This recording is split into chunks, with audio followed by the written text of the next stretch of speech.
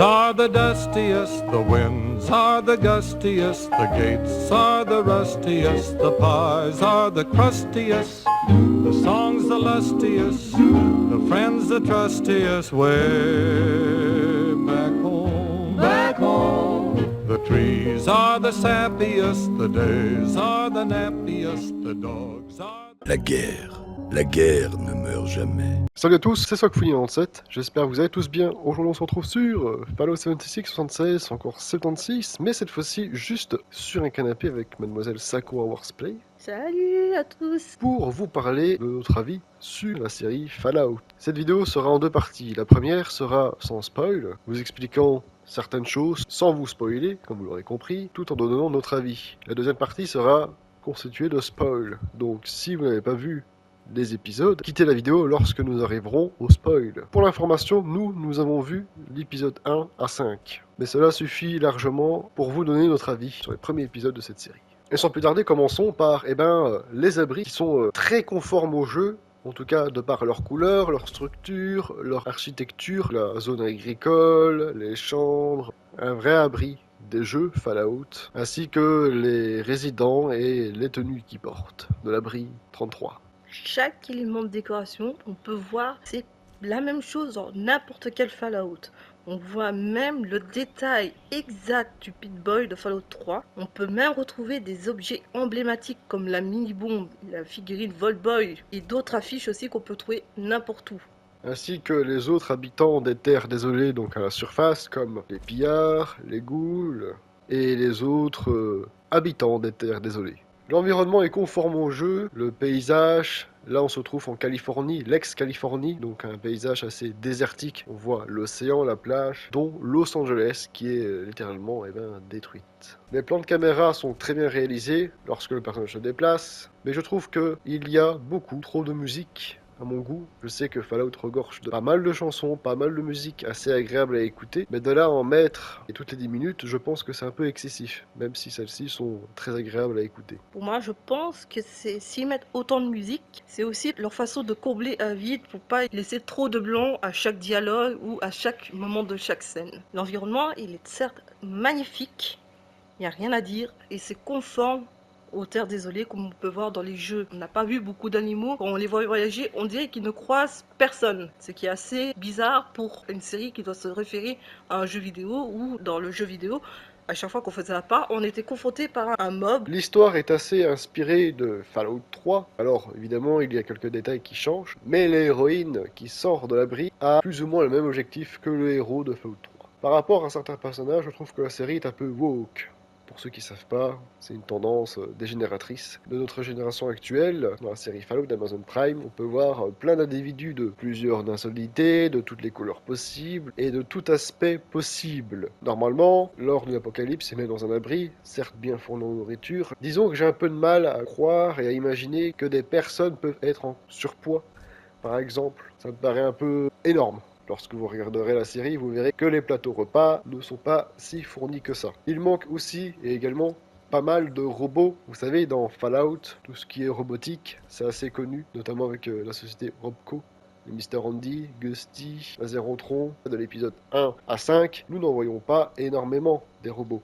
Certes, c'est vrai que dans l'environnement Fallout, quand on parle de Fallout et qu'on parle en général, on pense directement à robots. Qu'on fasse n'importe quelle ville, n'importe quel endroit, on trouve souvent un robot qui sort d'une machine. On a peut-être croisé que 3 robots dans la série. Vu que la société Robco faisait partie de l'histoire de Fallout, qu'ils ont pris beaucoup d'envergure à l'époque avant que la guerre commence, et même ils avaient mis en place aussi dans les abris d'avoir des robots. Autre point qui me dérange un peu plus, c'est que dans la série Fallout d'Amazon Prime, le jetpack des armées résistées se trouve dans les mains, ou dans les avant-bras, alors que normalement ça se trouve dans le dos. Alors je ne sais pas si le réalisateur a réellement conscience des jeux, s'est-il renseigné, il voulait faire un espèce d'Iron Man peut-être. En effet c'était très bizarre, hein. Lorsque j'ai vu ça au trailer, j'ai fait un bond. Mais c'est vrai que cela nous a bien surpris.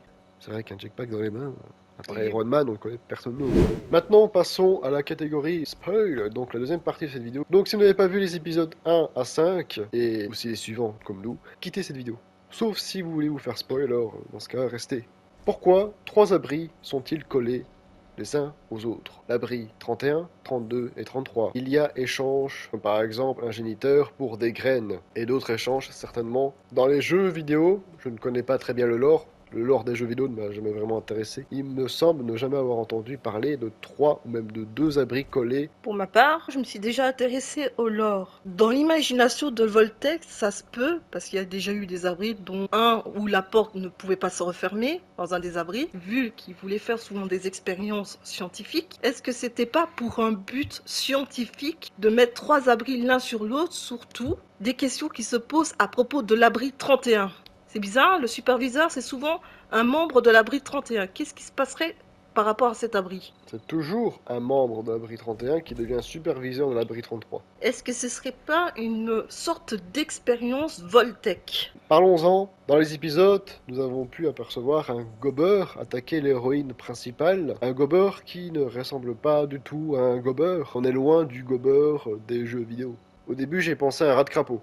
Clairement, on est loin de l'apparence du gobber qu'on connaît tous dans le jeu. Son apparence ne fait pas du tout gobber. Passons à un point encore plus fâcheux. Le personnage Maximus, alias de son nom d'emprunt Titus, marchant dans une armure assistée T60, marchant, courant, dansant, et tout ça sans changer une seule fois son réacteur à fusion, alors que nous, dans Fallout 4 et dans Fallout 76, les réacteurs à fusion, nous les changeons toutes les 20 minutes, plus ou moins. Heureusement que ce n'est pas le cas, parce que sinon, le pauvre, il serait immobilisé toutes les 20 minutes. C'est vrai que ça nous a surpris de le voir courir, danser et marcher tout au long des épisodes sans se préoccuper de son réacteur à fusion, sans faire mention d'un changement de réacteur à fusion ou de le recharger tout simplement. Ce qui est bizarre, c'est qu'on ne voit pas aller voir quelque part, par exemple, voir un générateur à fusion, prendre le réacteur à fusion comme nous on fait, mais il continue sa vie tout en courant avec le même réacteur. Il est devenu inactif, c'est quand la personne l'a retiré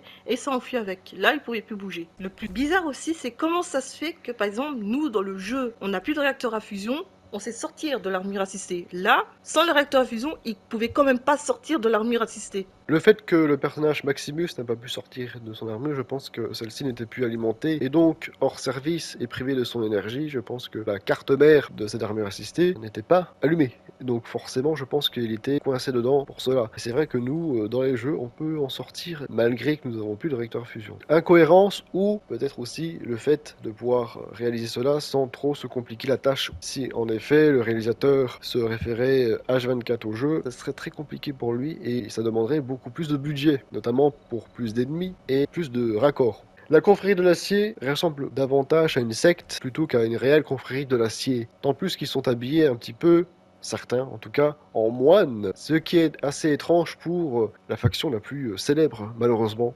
de cette licence. Alors les armures assistées sont très belles, très bien faites, très bien réalisées. Bizarrement, quand on est dans une armure assistée, quand on parle, on s'entend. Dans la série, le chevalier Titus, malheureusement j'avais un peu de mal à comprendre ce qu'il racontait. Maximus, lorsque lui aussi rentre dans son armure assistée, la T60, l'effet vocal de l'armure assistée rend vraiment la voix du personnage inaudible. Vous le voyez au gameplay, Mademoiselle Sakura Wars en a eu marre et s'est barré. Pour le spoil. Ça fait... Hop là. La résidente de l'abri, vous savez, l'héroïne principale, est un peu à mon goût bisounours, c'est-à-dire qu'elle avait plein de fois l'opportunité de descendre bon nombre d'individus dangereux. Elle ne l'a pas fait. Vit-elle dans un monde de Disney? Elle explique dans Les Abris, la pire des choses, c'est de ne pas dire merci. Je peux vous assurer qu'une personne comme ça ne ferait pas 10 pas en dehors de l'abri sans mourir du premier ennemi, de première personne qu'elle croiserait et qu'elle n'oserait pas descendre. Je veux la paix dans le monde, mais ça ne correspond pas aux personnages qui sortent de l'abri. Les personnes qui sont à la surface sont considérées comme pas conformes. Le SVAV n'est pas présent, ou du moins pas encore présent, en tout cas dans les premiers épisodes de la série Fallout d'Amazon Prime. Par rapport à l'habitant d'abri où on a le Pip-Boy et qu'ils expliquent bien dans tous les jeux, à quoi sert le SVAV? Prenez votre Pip-Boy et vous permettre de cibler votre ennemi pour faire le tir. Est-ce que ce sera peut-être dans les prochaines saisons? Mais là, pour le moment, on voit pas quelque chose d'emblématique dans Fallout, c'est le SVAV. Là, elle ne l'utilise pas, on voit rien par rapport à ça. C'est ça qui est assez bizarre. Est-ce quelque chose qui arrivera bien après dans la série? Forcément, si nous mettons tout le contenu dans 5 épisodes, nous n'aurons rien par la suite. Ou est-ce quelque chose qu'ils ne mettront pas par faute de budget ou peur de rajouter quelque chose qu'ils ne maîtrisent pas ou peut-être ne connaissent pas? Parlons aussi d'un sujet très drôle, il n'y a pas eu de bug Alors, pour une série de jeux connue pour être buggée, notamment le dernier, le 76, dans la série d'Amazon Prime Fallout, nous n'avons pas encore vu un seul bug. J'aurais beaucoup aimé voir un PNJ tomber à travers le sol, ou des objets glitchés, ou une petite référence à ça. Mais à croire qu'ils n'ont pas d'humour. Si ça avait été moi qui avais réalisé cette série, croyez-moi que j'aurais fait un peu d'humour là-dessus, et je pense que de l'humour, ça fait mal à personne. Le bug de l'armure assistée, qu'on n'est pas forcément bien mis dedans, ou des objets qui ne sont pas forcément là, ou la porte qui se ferme sur le nez de la personne. C'est vrai qu'ils auraient pu mettre ce petit clin d'œil des jeux pour rappeler un petit peu que on est bien dans Fallout. Ou un personnage disparaissant devant un autre personnage. Je reviens, j'ai un écran bleu. Pour nous, on rigole parce qu'on a tellement l'habitude de ces bugs-là. Ouais, à force, ça nous fait rire, ça nous fait même plus nous énerver, on en rigole. Ou alors, il serait marqué en bas à gauche de l'écran, le serveur ne répond pas. Et pour les plus connaisseurs et les plus vieux d'entre nous, un petit 4.8-2000, vous avez été banni. En tout cas, la série a l'air prometteuse, c'est vraiment pas mal pour l'instant. Le réalisateur semble maîtriser moyennement quand même le sujet, malgré que celui-ci est quand même le réalisateur d'un film exceptionnel, Interstellar. Est-ce qu'on va en fait aussi parler de l'enclave? Sachant que l'enclave, c'est quand même le seul point intéressant de toute la licence Fallout. Pour moi et beaucoup d'autres joueurs, c'est la faction de la licence. C'est donc la fin de cette vidéo, j'espère que celle-ci vous aura plu. Vous, dans les commentaires, n'hésitez pas, vous aussi, à donner votre avis. Dans la description, vous retrouverez donc la chaîne de Sakura Wars Play, mon Discord, ma chaîne secondaire et ma chaîne Twitch. Abonnez-vous à ma chaîne YouTube si cela n'est toujours pas fait. Et nous, on vous dit... Bye tout le monde.